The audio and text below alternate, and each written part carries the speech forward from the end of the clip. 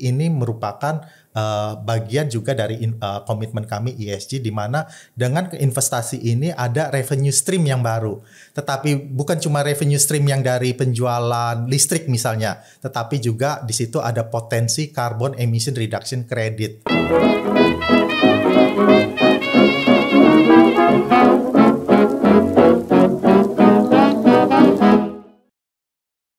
Salam sejahtera teman-teman investor ajaib. Senang sekali saya Cisti, saya adalah financial expert di Ajaib Sekuritas Asia.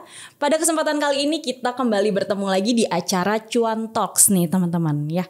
Dan kalau kita lihat di sini kita mengundang emiten yang sangat spesial. Tentunya kita akan membahas terkait dari bidang industri perkebunan ya, tepatnya di kelapa sawit. Sebagaimana kita tahu bahwa kelapa sawit merupakan komoditas yang menopang pertumbuhan ekonomi Indonesia, dan gangguan supply chain dari komoditas yang terjadi dan juga invasi Rusia Ukraina di tahun lalu ini menyebabkan kekhawatiran yang tinggi akan terhambatnya produksi CPO sendiri, sehingga meningkatkan momentum kenaikan harga CPO di sepanjang periode pertama tahun 2022. Namun kalau kita perhatikan di second half 2022 itu harga CPO itu mulai melandai dan bahkan hanya di kisaran 900 sampai dengan 1000 US dollar per metrik tonnya. Lantas kemudian bagaimana prospek akan CPO dan juga produk turunannya di tahun 2023, serta apa saja peluang ataupun tantangan yang akan dihadapi para emiten CPO nantinya ya di tahun 2023. Di sini kita sudah mengundang salah satu emiten, yaitu PT Austindo Nusantara Jaya Tbk atau emiten dengan ticker code ANJT. Nah, sekali lagi kita ucapkan selamat datang teman-teman investor ajaib. Di sini bersama saya sudah ada Bapak Lukas Kurniawan. Beliau merupakan direktur utama dari PT ANJT ya, PT Austindo Nusantara Jaya Tbk. Halo Pak Lukas, selamat datang Pak. Apa kabar Pak? Halo, apa kabar Cisti, dan juga apa kabar untuk rekan-rekan dari investor ajaib?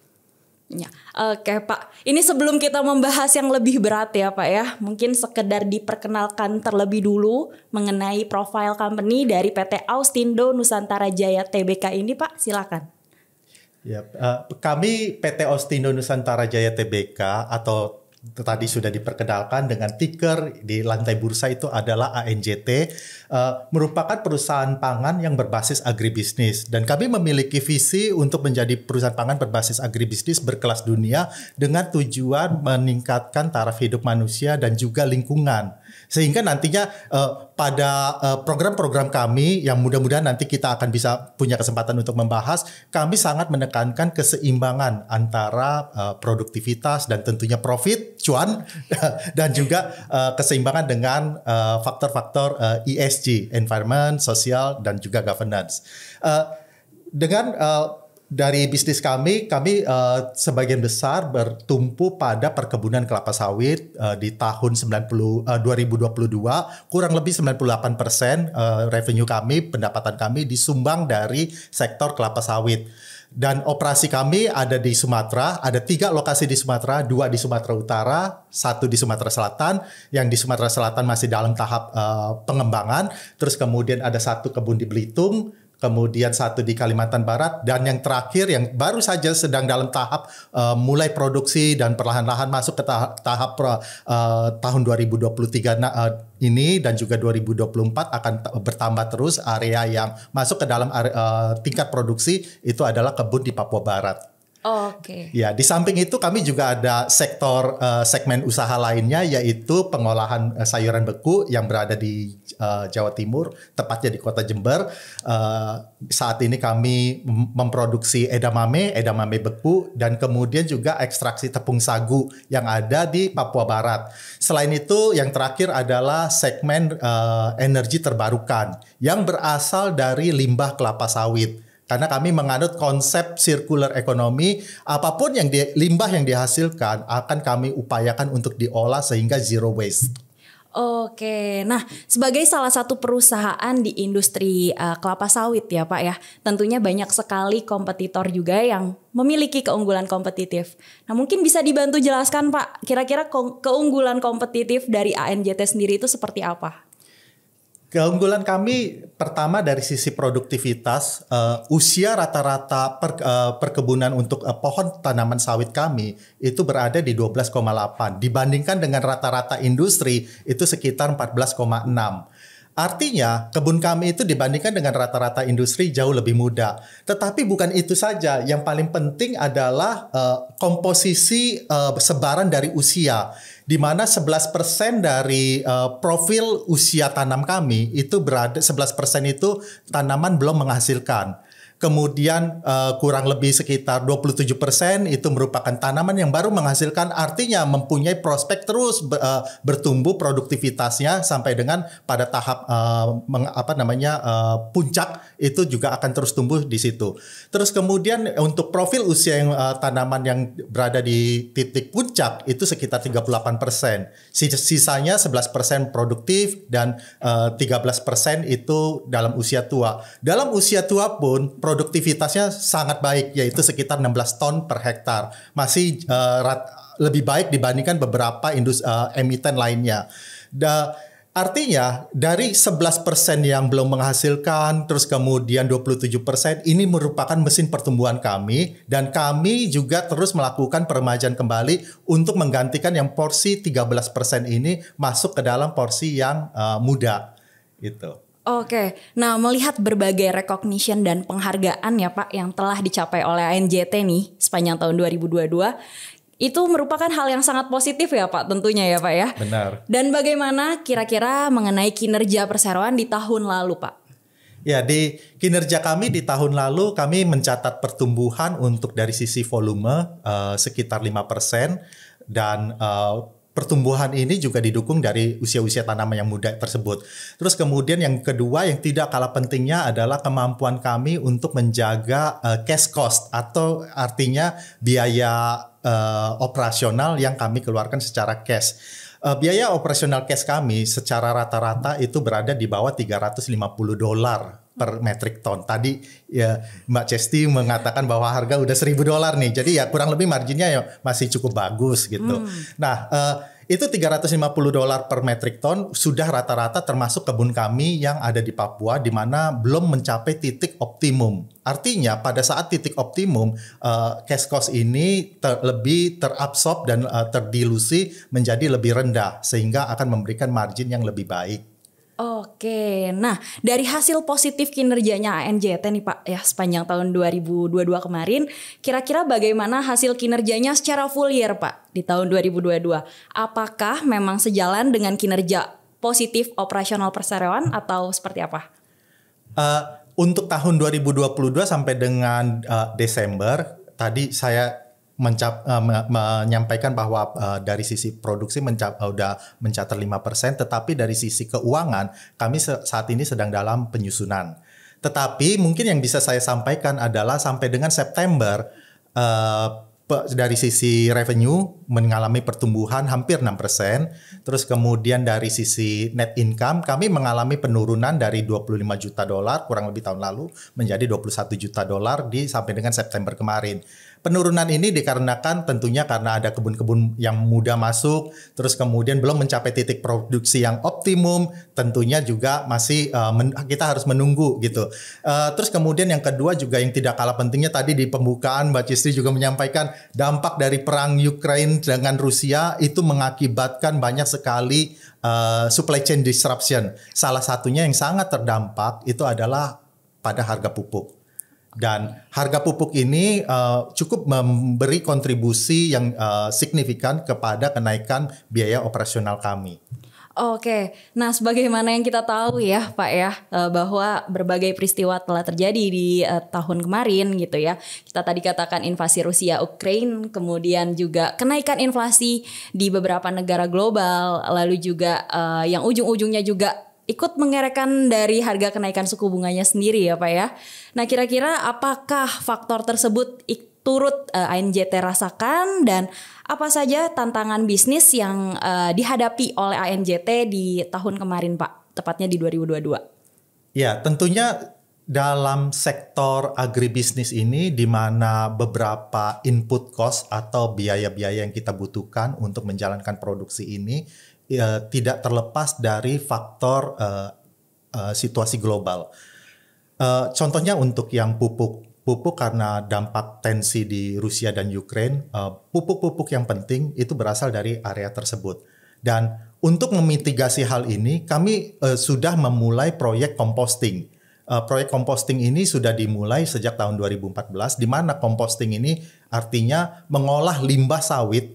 Limbah sawit itu ada limbah padat, ada limbah cair. Kami olah, sedangkan limbah cairnya itu sebelum kami olah, kami capture, kami tangkap gas metannya dan diolah menjadi renewable energy. Nah, setelah ditangkap renewable energy tersebut, terus kemudian limbah padat dan limbah cairnya kami olah menjadi pupuk organik. Dan dari pupuk organik ini saat ini sudah ada di 2 lokasi dan tahun ini akan masuk pabrik yang ketiga yaitu di Kalimantan Barat. 2 lokasi pertama adalah di Belitung dan di Sumatera Utara 1.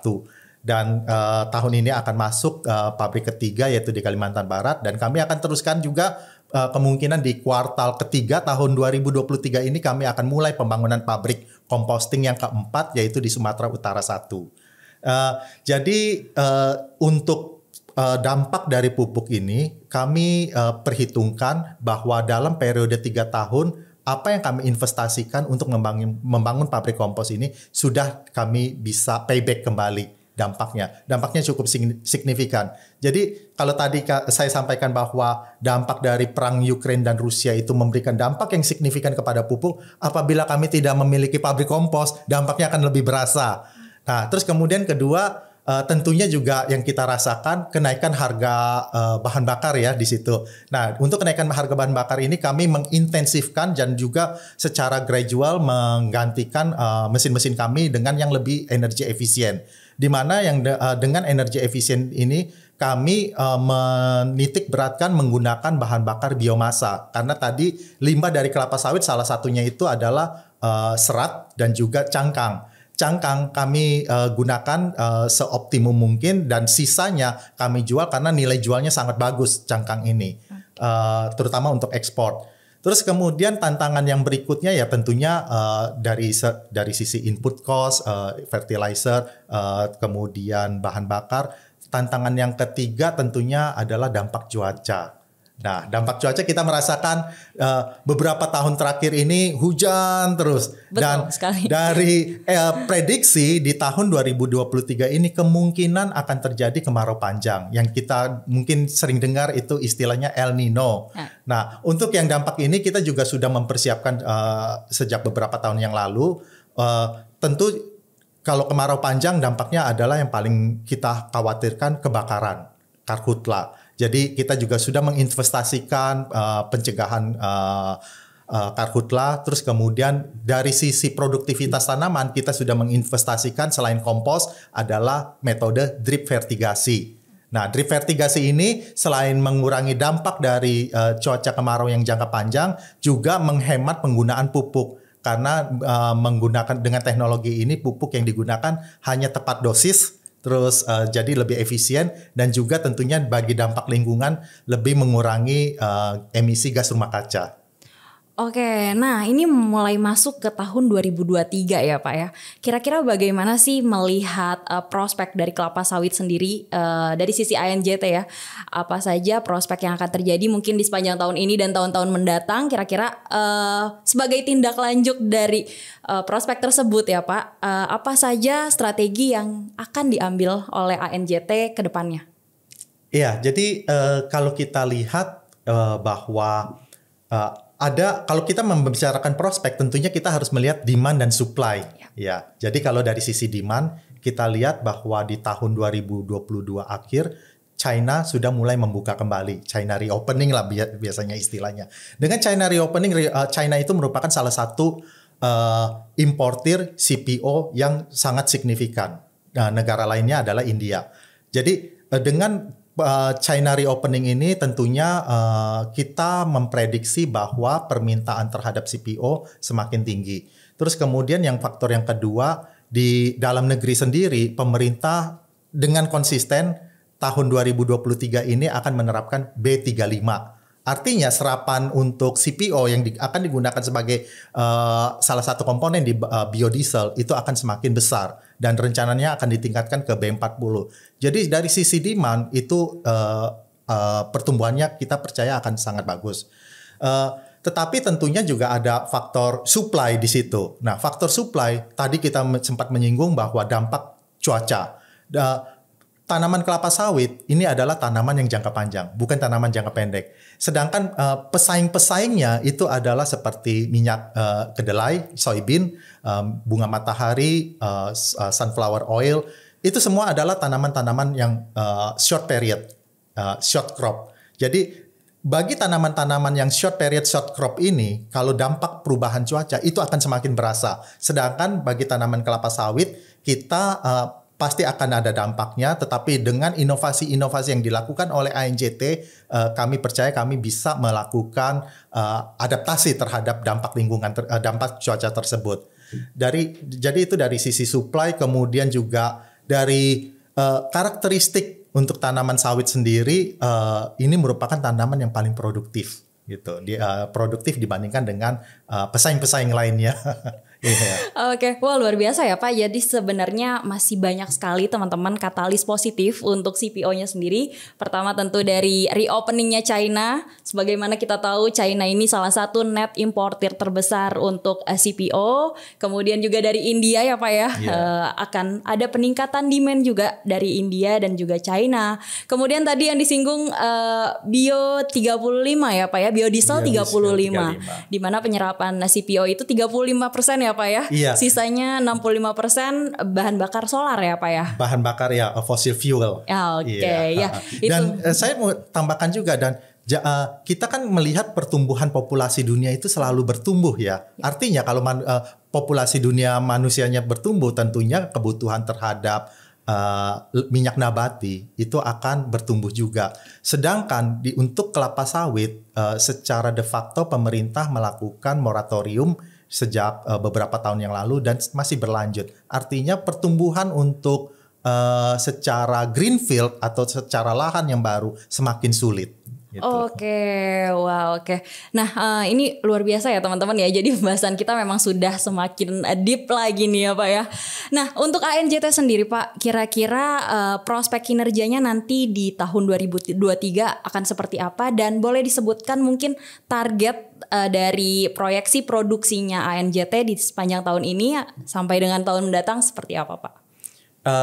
Jadi di tahun 2023 ini kami targetkan terus bertumbuh produksi kami, terutama ditopang dari tanaman-tanaman yang baru menghasilkan, yang terus akan bertumbuh sampai dengan nanti pada saat memasuki usia 10 sampai dengan 18 tahun. Itu akan terus bertumbuh. Jadi dengan kondisi seperti itu, dan juga ada sebagian tanaman yang belum menghasilkan akan masuk ke tanaman yang baru menghasilkan. Jadi kami proyeksikan bahwa pertumbuhan produksi CPO kami di 2023 itu akan mencapai sekitar 10% dibandingkan dengan tahun 2022.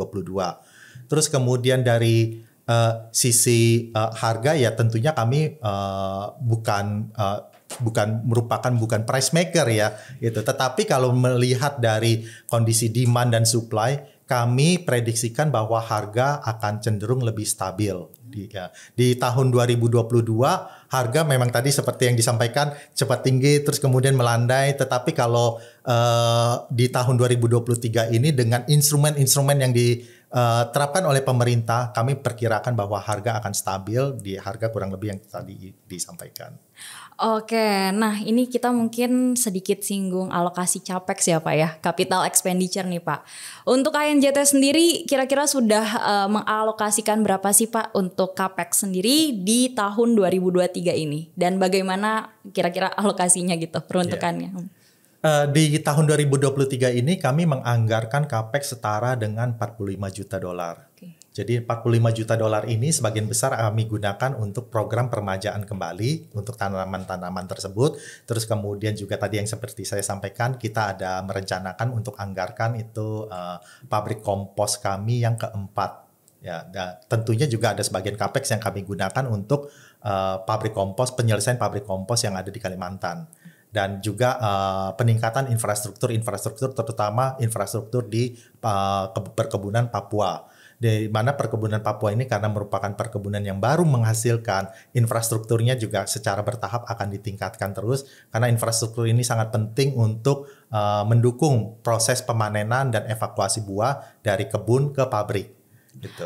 Oke, luar biasa ya teman-teman ya. Mungkin boleh di take note tuh ya. Capex yang akan dianggarkan oleh ANJT di tahun 2023 adalah 45 juta US dollar ya Pak ya. Iya. Nah oke, ini yang gak kalah menarik nih Pak. Dari sisi investor biasanya kita ngomongin dividen. Boleh ya Pak ya. Mungkin disinggung sedikit soal bocoran dividen gitu ya. Atau mungkin bisa utarakan apakah ada rencana untuk ANJT mendistribusikan dividen di tahun 2023 ini nanti ya, untuk kedepannya apakah kira-kira juga akan ada aksi korporasi Pak gitu. Mungkin boleh sedikit clue atau bocorannya Pak, gimana? Baik, kalau saya sebelum saya membahas mengenai dividen ya, tentunya dengan perkembangan dunia saat ini, dividen tentunya penting, tetapi tidak kalah faktor penting lainnya adalah bagaimana suatu perusahaan, dalam hal ini emiten, menyadari pentingnya dan mengintegrasikan inisiatif-inisiatif ESG ke dalam strategi bisnisnya. Dan ANJT ini sangat terdepan, saya berani katakan sangat terdepan karena di tahun 2022 kami telah mendapatkan rating dari Sustainalytics, di mana Sustainalytics ini adalah perusahaan yang melakukan pemeringkatan mengenai penerapan ESG bagi perusahaan-perusahaan yang ada di dunia. Dan kami mendapatkan peringkat nomor 1 sebagai dengan memiliki resiko ESG paling rendah. Jadi kita sangat bangga nih bahwa perusahaan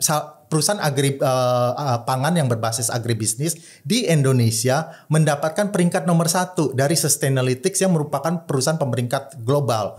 Jadi kita sudah sangat terdepan, ANJT membawa harum nama Indonesia ke kancah dunia, peringkat nomor 1, terus kemudian CDP kami juga mendapatkan peringkat sebagai leadership, dan kemudian Spot kami juga mendapatkan peringkat nomor 1 di Indonesia, nomor 4 di dunia. Dan yang tidak kalah pentingnya, kemarin di Desember kami mendapatkan proper emas dari pemerintah Indonesia. Di mana proper emas ini kami peroleh melalui 2 entitas anak kami yang ada di Belitung dan juga yang ada di Sumatera Utara. Proper emas ini belum pernah diberikan kepada perusahaan kelapa sawit. Dan untuk ANJT ini kami telah menerima proper emas 3 tahun berturut-turut. Jadi itu salah satu komitmen kami, dan juga bukan komitmen tetapi kami sudah memberikan bukti betapa seriusnya kami mengintegrasikan ESG ini, dan integrasi ESG ini membantu kami juga untuk mengelola biaya-biaya yang tadi saya sampaikan, biaya cash yang relatif lebih rendah dibandingkan rata-rata industri. Dan tentunya ESG ini kan sangat penting karena sebagai investor yang bertanggung jawab nih ya, kan ada rasa tanggung jawab terhadap lingkungan, sosial juga. Jadi kami sudah memberikan semacam istilahnya intangible dividend kepada para pemegang saham. Nah, yang tangible dividennya secara policy, secara monetarinya itu kebijakan kami adalah 50% dari net profit kami, maksimum 50% itu kami bagikan. Di masa-masa yang lampau, dividen tertinggi pernah kami berikan sampai 45%. Di tahun lalu 25%. Nah, ada latar belakangnya kenapa tahun lalu 25%, tahun-tahun sebelumnya pernah mencapai 45%. Karena salah satu dampak dari guncangan ekonomi dunia ini adalah volatilitas di suku bunga. Jadi dengan volatilitas di interest rate, terakhir ini kan US Fed menaikkan terus suku bunganya, terus kemudian disusul oleh Central Bank Indonesia juga menaikkan. Jadi kami juga melakukan percepatan pembayaran utang sebelum jadwal pembayaran, kami percepat pembayarannya sehingga interest expense kami dapat kami tekan dan kami turunkan. Tujuannya juga nanti tentunya akan kembali kepada para investor gitu. Nah, jadi itu kebijakan untuk dividen kami. Terus kemudian kalau untuk prospek ke depannya ya tadi kita sempat membahas bahwa dengan kondisi supply dan demand, terutama demand yang masih bertumbuh, tapi supply menghadapi banyak tantangan, kami percaya bahwa prospek dari industri kelapa sawit ini masih sangat bagus. Dan juga yang tidak kalah pentingnya bagi ANJT, kita bukan cuma bertumpu kepada kelapa sawit, tetapi ada sektor lainnya, yaitu termasuk juga pemrosesan sayuran beku, di mana sebagian besar ini kami tujukan kepada pasar ekspor. Oke, luar biasa ya teman-teman ya. Tadi tuh ya udah dibocorkan tuh tentang dividennya sendiri, yaitu maksimal 50% dari total perolehan laba bersih ANJT sendiri. Oke Pak, nah kira-kira dari strategi unik jangka panjang untuk ANJT sendiri bisa dijelaskan mungkin Pak? Ya, kita memiliki 6 target yang kami sampaikan, bahwa 6 ambisi dan juga target untuk sehubungan dengan ESG kami yang telah kami juga integrasikan ke dalam strategi bisnis. Yang paling penting di sini adalah salah satunya adalah kami memiliki aspirasi untuk mencapai net zero carbon atau karbonnya 0 gitu, karbon emisinya. Di mana ini sangat penting karena kami percaya bahwa untuk industri CPO ini akan membantu kami untuk melakukan positioning di pasar terhadap produk CPO kami. Pembedaan juga terhadap produk-produk CPO lainnya. Dan kami percaya bahwa aspirasi ini dapat kami capai mengingat bahwa kami juga memiliki luas area konservasi yang sangat besar, di mana mempunyai potensi untuk serapan karbon yang sangat tinggi di situ.